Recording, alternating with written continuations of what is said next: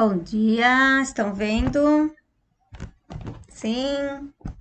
Como é que está aí a conexão? Jennifer, tudo bem? Ah, agora foi. Então, beleza. Pessoal, bom dia, boa semana. Espero aí que seja uma semana bem produtiva para nós todos aí, certo? Bom, na aula passada nós vimos um pouquinho. Bom dia. Nós vimos como fazia a distribuição eletrônica, né, nos subníveis. Então, nós tínhamos os níveis eletrônicos, né, o átomo em si, né, do elemento químico e como é que esses elétrons estavam distribuídos. Por que que nós fizemos aquela aula? Porque nós falamos muito sobre como os átomos estão ligados entre si, certo? Então, a gente fala sobre a ligação, a gente fala sobre as moléculas, a gente fala aí sobre os compostos, né? E a gente fala muito nessa nuvem, né? Como eles se ligam, daí o que que eu fiz? Eu fiz uma retomada aí de um assunto, né? De como esses átomos se ligavam, certo? Então, passei exercício e tudo mais.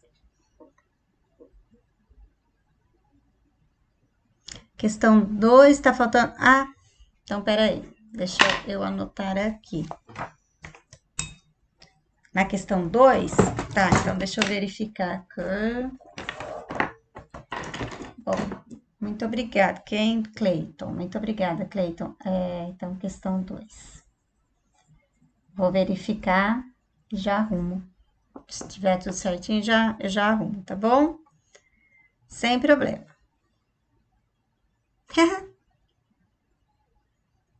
Não, sem problema.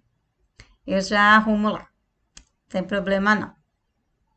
Fiquem tranquilos. Questão 2, né?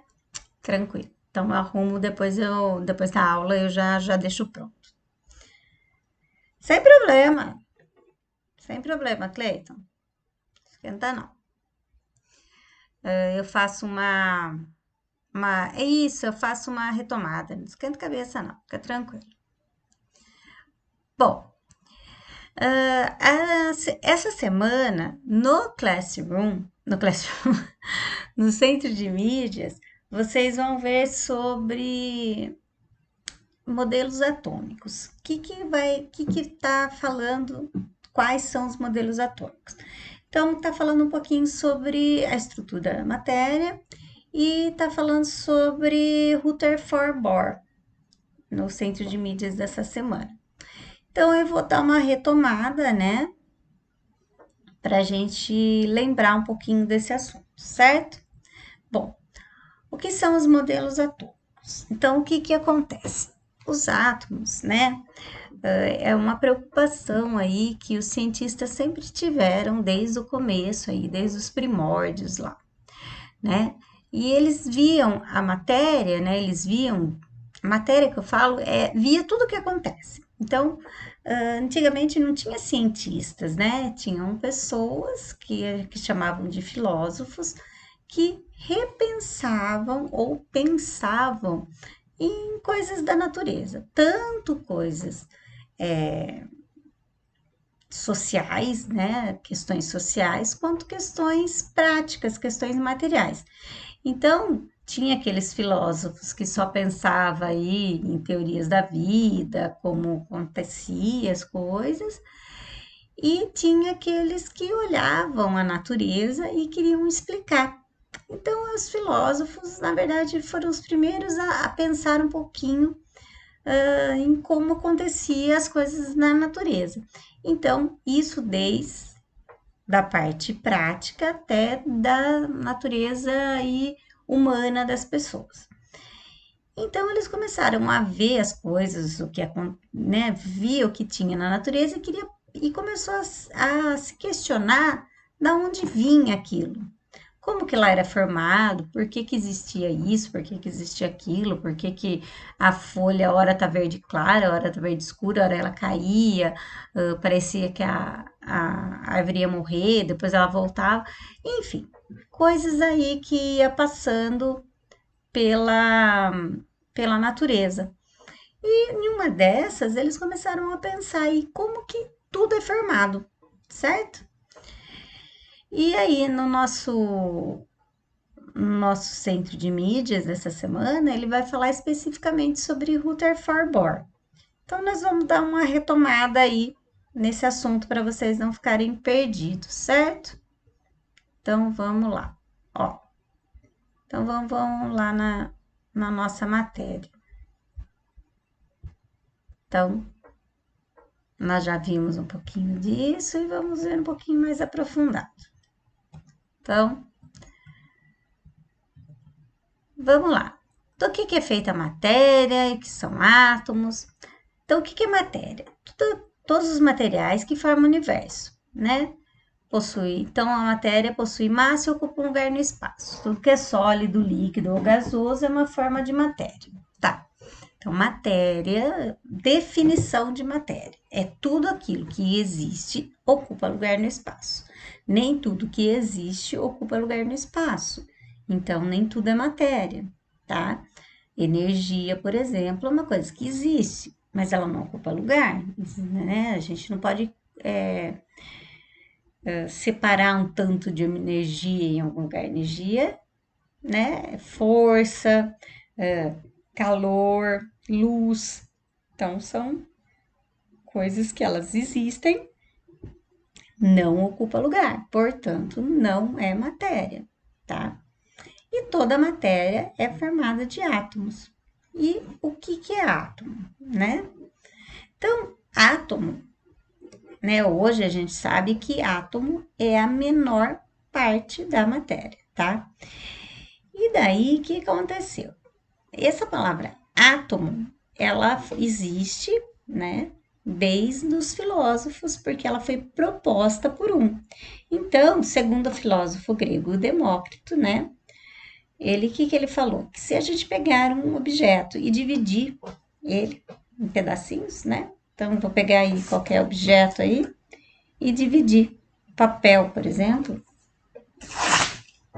Pego aí o papel e corto o papel.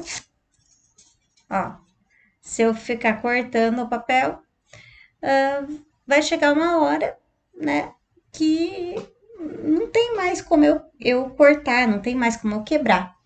E esse último aí fragmento, o último pedacinho ali, ele não tinha mais como ser dividido e ele chamou de átomo. A palavra átomo significa não divisível. A significa não.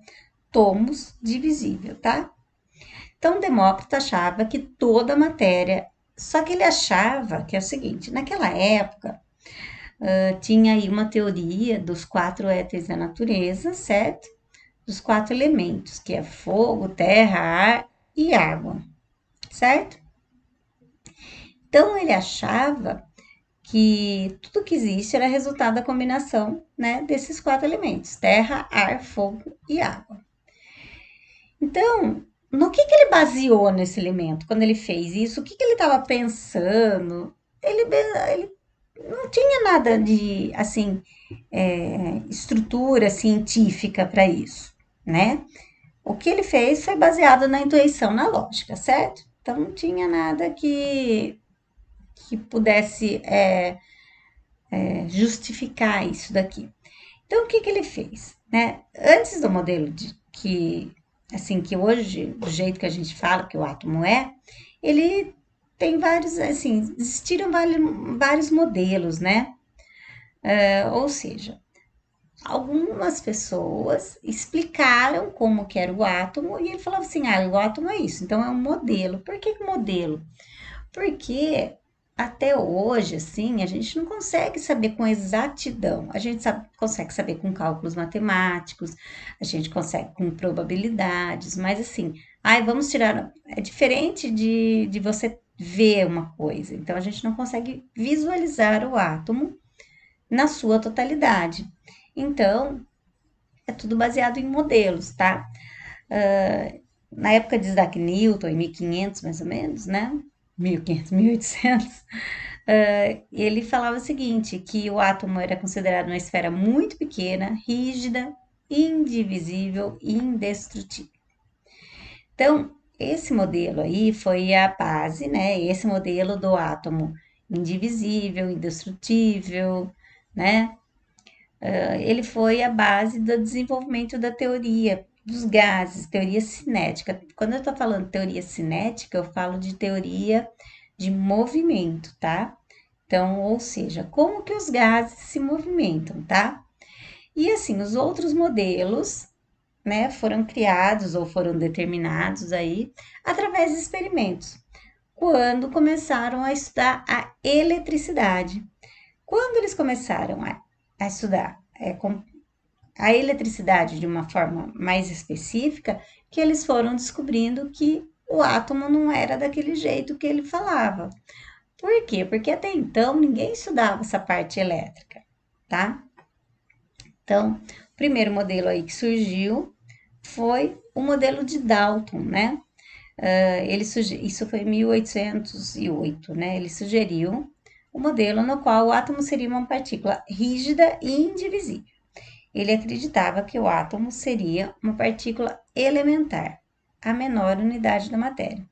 E esse modelo aí ficou conhecido como a bola de bilhar. Por quê? Porque ele falava o seguinte, que o átomo era uma esfera, essa esfera, ela era maciça, ou seja, não tinha nada. Bola de bilhar é aquela bola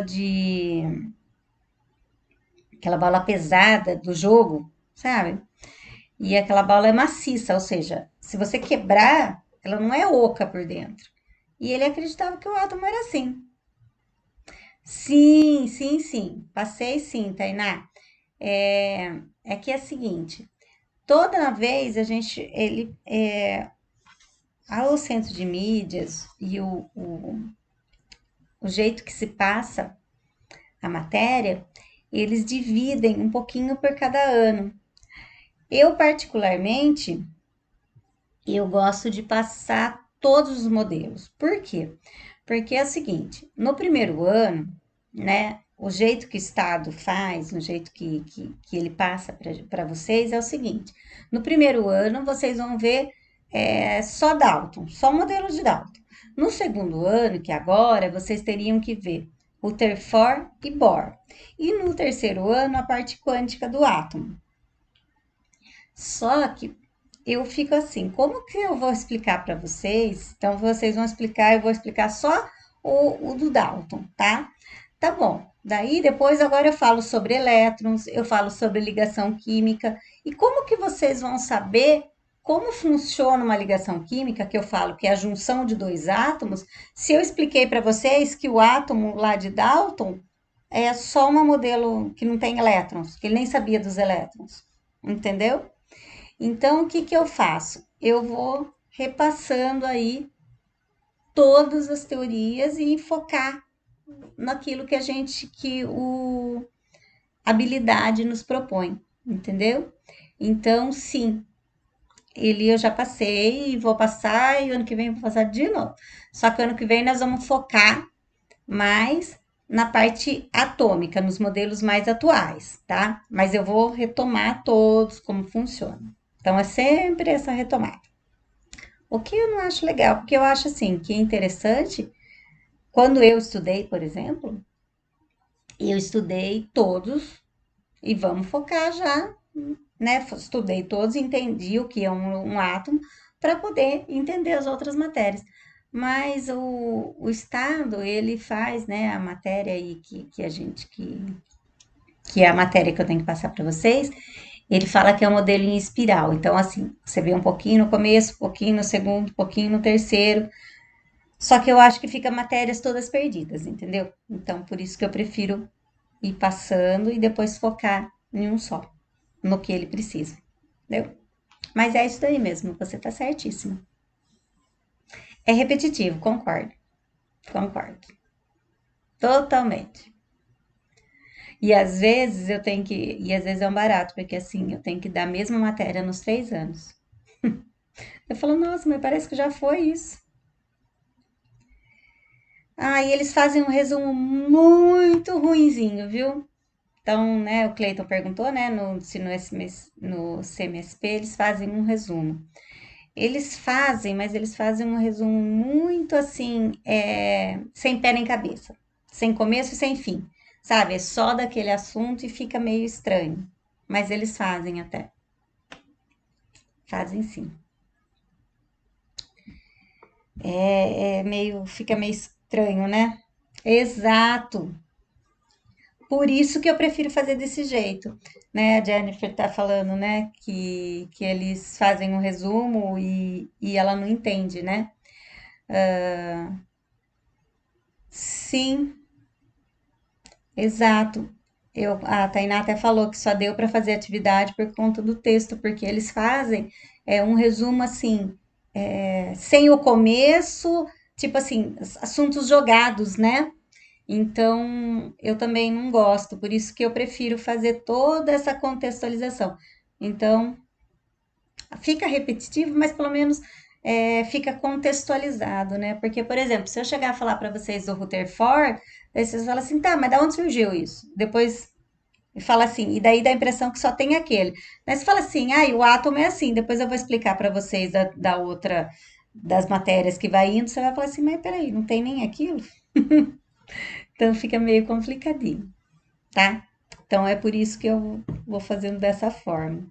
Não sei se é melhor, mas pelo menos não fica assuntos aí, né, aleatórios, né? Mas enfim, é o que a gente tem. Vamos lá continuar. Então, daí,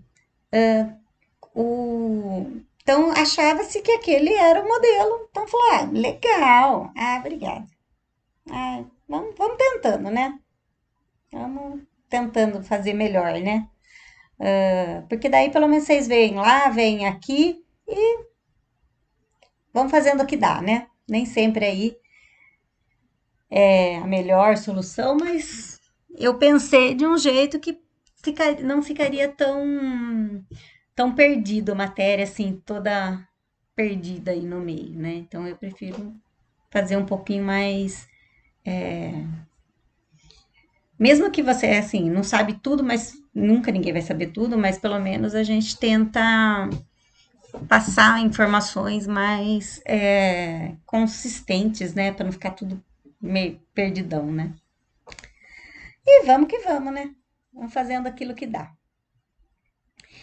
Então, o que que aconteceu aí? Ele achava, o Dalton, ele não achava, ele achava que o átomo era daquele jeito. Mas ele não tinha pensado, por exemplo, em questões elétricas. Por quê? O que que acontece? O que ele imaginou? Que as coisas não tinham eletricidade, né? Nessa época ainda não falava-se sobre eletricidade no sentido do que a gente vê hoje, né? Eletricidade, assim, é, que a gente possa acender uma luz, uma lâmpada. Não tinha isso nessa época. Então ele nunca parou para pensar. Porém, o que aconteceu? Eles começaram a ver, principalmente quando você trabalha com metais, essas coisas. Sabe quando você, por exemplo, vai encostar na maçaneta da choque? Por que que de vez em quando você toma um choque, e de vez em quando não? Então, o que que era isso? O que que era essa parte? Isso daí é eletricidade também. Só que daí ele começou a estudar o Thomson, é um outro cientista, e estava estudando uma outra coisa. Ele estava estudando aí, ele estava começando a trabalhar com a eletricidade, a manipular a eletricidade. Então, daí o que aconteceu? Ele estava fazendo uma experiência lá e ele percebeu que o átomo não era assim totalmente neutro assim no sentido, ele tinha eletricidade, tá? E daí só que ele imaginou que é o seguinte, que o átomo em si, ele era uma bolinha, certo? E essa bolinha era positiva. Nessa bola como se fosse o átomo. Então, o que que ele pegou? O átomo de Dalton, que era uma bola de bilhar, Ele falou, ah, legal, eu acho que pode ser sim, sim. Só que ele falou que é o seguinte, que essa bola, ele tinha uma carga, certo? Que ele falou positiva, porque assim, positiva e negativa, ou seja, tinha duas cargas. Então ele colocou como uma carga positiva e ele falou o seguinte: "Ah, mas eu tenho nessa bola, eu tenho incrustados nela elétrons. E esses elétrons eram negativos. Daí o que acontecia? Positivo com negativo, um anulava o outro, por isso que a maioria das vezes ele era neutro, certo? Porém, às vezes acontecia de ele ganhar e perder esses elétrons, e daí ele dá o choque. Daí ele falou: ah, isso era uma boa explicação. Então, o que, que ele imaginou? Que fosse uma bola e umas coisas incrustadas, igual um pudim. Vocês já viram manjar? Manjar é um tipo um pudim de coco, assim, e tem umas ameixas, que colocam ameixa, uma calda de ameixa, isso é manjar. E ele imaginou alguma coisa parecida com isso, que a mãe dele fazia lá. Ele falou: ah, acho que é uma boa explicação isso. Então, ele é um negócio redondo ali, positivo, e um negócio incrustado, assim, como se fosse. E daí ficou conhecido como pudim de passas. Sei lá da onde ele fez essa analogia aí. Então, o que que ele fez? Ó, como ele fez isso? Ele estava pesquisando raios catódicos, quando a gente está falando de cátions, né? Ou seja, raios que ele colocava eletricidade. E ele verificou que esses raios, né, eles poderiam ser aí um feixe de partículas e eles tinham uma certa eletricidade, né? E aí, essa eletricidade que tinha aí, ele chamou de elétrons, ou seja, eram umas partículas menores que o átomo, que fazia parte do átomo, entendeu? Então, daí, ele colocou aí elétron, né, negativo. Esse positivo e negativo, na verdade, é arbitrário. Não, por quê? Sabe aquele negócio eles fizeram assim, bom, eu tinha duas cargas diferentes, as duas cargas têm a mesma intensidade, só que uma é oposta à outra. Então, existia aí na teoria dos filósofos o yin yang, escuro, claro, dia, noite, daí ele colocou positivo e negativo, arbitrariamente. Ele entendeu que as duas eram iguais, porém, cada um uma carga diferente. E daí ele colocou o nome de elétrons. Elétrons vem lá do grego, que significa aquele que viaja. Por quê? Porque ele descobriu o feixe. Então, o feixe não é uma coisa que vai, tipo, né? Anda, caminha. Então, ele colocou esse nome de elétrons por isso, tá? Então, elétron significa isso. Bom, que é o nosso foco aqui. Modelo de Rutherford. Então, o Rutherford foi um cientista aí e ele estava fazendo uma experiência, né? E baseado nessa experiência, ele montou um outro tipo de átomo. Então, como que era essa experiência? Essa experiência consistia num bombardeamento de uma lâmina finíssima de ouro com partículas alfa, que possuem cargas positivas. Ou seja, ele pegou uma lâmina, mas essa lâmina, quando a gente fala de uma lâmina, é muito fino. Ele pegou assim uma folhinha ouro e foi laminando, laminando, laminando, ou seja, foi deixando ela bem fininha, que ela era quase transparente, certo? E ele bombardeou. O que que é bombardear? Ele fez passar um feixe de partículas, né? Ou seja, um tanto de energia nessa lâmina aí de ouro, tá? E depois eles verificaram que é o seguinte, uma partícula, eles fizeram 10.000 partículas. Uma sofria um desvio ou reflexão.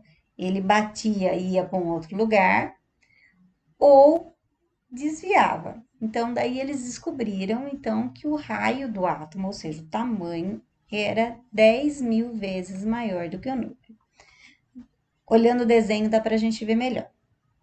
Então, ó, o que que ele fez? ele pegou nesse bloco aí de chumbo, ele colocou polônio. Polônio é um elemento químico altamente radioativo, tá? E ele fez passar essa energia. Esse amarelo do meio é a lâmina de ouro, certo? Quando ele pegou e passava, e ele bombardeava aí com essa eletricidade, tá? Então ele jogava aí um raio elétrico. E ele pegou esse negócio roxo que está em volta aí, ele é o sulfeto de zinco. O sulfeto de zinco, o que ele acontece? Ele brilha cada vez que bate o polônio. Então, cada vez que bate o polônio, ele brilha. Daí, o que ele entendeu? Pensa, 10.000 vezes que ele jogava aí. Claro que, quando eu falo 10.000 vezes, é 10.000 partículas, que era um X aí de partículas, tá? Que ele conseguia aí fazer através de outros experimentos. A maioria deles passava aí no 1, passava reto. Atravessava a folha de ouro, por quê? Pensa numa folha muito, quase transparente. E ia aí nessa posição 1. A cada 10.000, ou ela ia nessa posição 2, ou seja, ela desviava a trajetória em vez de reto. Ela passava na folha e desviava ou para cima ou para baixo, ou então ricocheteava na posição 3, ou seja, batia e voltava. Como que ele via isso? Porque a hora que essa partícula batia no sulfeto de zinco, nessa que a gente chama de anteparo, ele brilhava. E daí ele entendeu que é o seguinte: bom, com isso ele entendeu que o átomo era um vazio tremendo. Por quê? Porque ele entendeu o seguinte: a lâmina de ouro era composta de átomos. Então, se eu conseguia atravessar, é porque ele era vazio dentro. Por que eu consigo, ó, por exemplo, se a porta está fechada, eu não consigo passar, certo? Então, ele entendeu o seguinte, que no átomo tinha um núcleo e tinha uma eletrosfera, ou seja, os elétrons estavam girando em volta do núcleo. Quando eu passava, esse fecho que passava reto, que ia no primeiro, que ia lá no 1 aí, nesse número 1, é porque ele passava entre os elétrons e o núcleo. Ele passava do lado. É como se eu passasse na porta aberta, não tinha nada que me impedisse. Ou seja, não tinha nada que impedisse esse fecho de passar. Quando ele passava no 2, significa que eu batia no núcleo e desviava. Ou seja, eu batia em alguma coisa que estava ali no meio e ele desviava para o lado. E quando ele batia no 3, quer dizer que ele batia direto e voltava, ou seja, batia bem no meio ali. Daí, o que ele entendeu com isso? Vamos lá. Ele entendeu isso daqui. Ele propôs um modelo que o átomo fosse dessa forma. O que ele pensou? Que o átomo tem um núcleo e em volta dele, girando, tem os elétrons. Então, o que ele entendeu aí? Ele entendeu que o raio vinha, a maioria das vezes ele passava entre o azul e os vermelhinhos, passava no meio. Ou seja, entre esse azul, que é o núcleo, e o vermelhinho, que é os elétrons, não tem nada. Então ele passava reto, tranquilésimo. Daí ele entendeu que é o seguinte, que ele poderia bater e voltar, porque ele sabe que eletricidades ou energias iguais se repelem. Então, ele não passou uma partícula positiva. Se ele bateu no núcleo e voltou, quer dizer que a energia é a mesma. E se bateu e desviou, quer dizer que bateu no elétron. Então, o elétron, ele fala, bom, o elétron tem que ser negativo. Por quê? Para ele bater e desviado e para bater e voltar. Então, ele entendeu que e pela distância, como ele foi fazendo a distância ali entre um e outro, ele determinou que a distância entre o núcleo e o elétron era de 10.000 vezes o tamanho do núcleo, tá? Ele fez aí através de cálculos matemáticos, aí uns cálculos extremamente complexos. Se a gente fosse fazer uma analogia, ou seja, se eu fosse comparar, eu ia comparar que o átomo em si, ele tem, como se eu colocasse uma bola de bilhar, uma bola de ping-pong, desculpa, uma bolinha de ping-pong, no meio de um campo de futebol. Esse é o meu núcleo. E a arquibancada, o último banco da arquibancada lá em cima era onde os elétrons estão. Tá. E o que, que tem no meio entre essa bolinha aí de ping-pong e lá no último anel? Tem nada. Absolutamente nada, é vazio. Foi isso que ele acreditou, certo? E esse modelo aí ficou conhecido como o modelo de Bohr. Então, ele imaginou o seguinte, que o núcleo era constituído de prótons, de cargas positivas, e de nêutrons. Os nêutrons aí ele veio depois, mas primeiro ele pensou que era constituído de prótons. E os elétrons de carga negativa giravam em um núcleo, né? Giravam em volta do núcleo, ou seja, na eletrosfera, né? E ele chamou esse modelo de planetário. Por quê?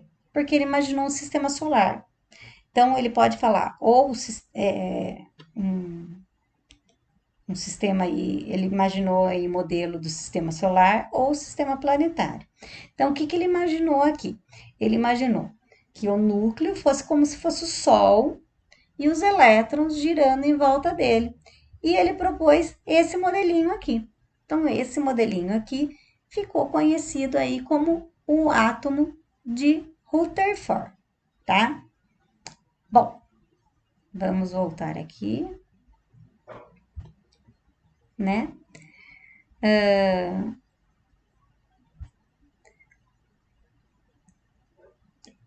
Bom, hoje nós estamos terminando aqui.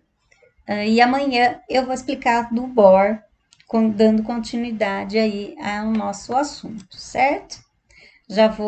Eu tenho mais uma aula agora e depois eu arrumo essa questão 2 aí, não tem problema. Foi rápido, né? Também achei. É porque nós conversamos um pouquinho sobre outros assuntos, né? Até que foi bem rapidinho. Mas amanhã a gente termina aí esse assunto, tá bom? Gente, um ótimo dia para vocês. Uma boa segunda-feira. Até amanhã. Segunda-feirinha gelada, né? Mas é bom. Gente, um ótimo dia. Obrigada da participação. Já vou anotar aqui quem tá. E até mais. Gente, brigadão da participação. Beijos para vocês. Até.